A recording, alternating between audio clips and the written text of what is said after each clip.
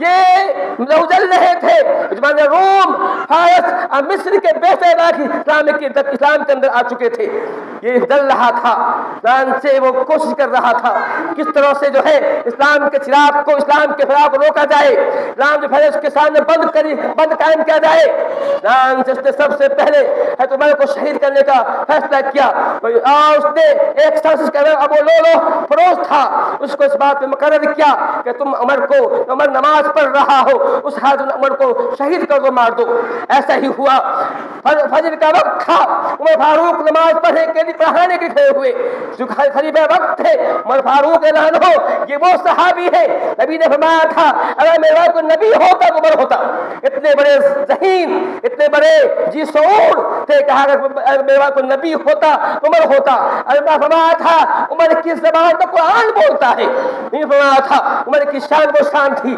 آپ ایک وسلم جو ہے ایک پہاڑ پر چڑھے، پہاڑ ہلنے لگا، کہا آپ نے وسلم نے پہاڑ پر پاؤں مارا، کہا رکو تمہارے اوپر دو شہید ہے، ایک نبی اور صدیق ہے. میں نبی ہوں اور وہ صدیق ہے، عثمان غنی اور فاروق ہے، پہلے کہہ دے شہید ہوں گے.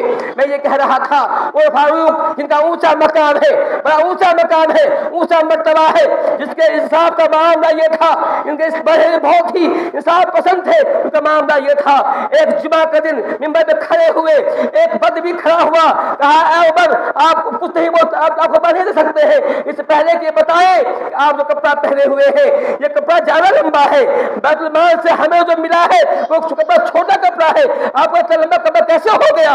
وہ فاروق نے کہا میرا بیٹا عبداللہ کہاں ہے؟ کہا عبداللہ تم جواب دو نہیں تو میں اس منبر پہ ابھی اتر جاتا ہوں کہ اس وجہ کیا ہے. عبداللہ نے کہا تھا کہ بات یہ ہے کہ میں نے دیکھا کہ میرے باپ کا کپڑا ایک ہی کپڑا بوسیدہ ہو گیا ہے، میرے باپ کو کپڑا ملا ہے جو اس حصے میں ملا ہے وہ کم کپڑا ہے، وہ چونکہ وہ لمبے چوڑے انسان تھے اور اس کے بدن کو نہیں آ رہا ہے، اس لیے میں نے اپنا کپڑا جو ہے اپنے باپ کو دیا ہے.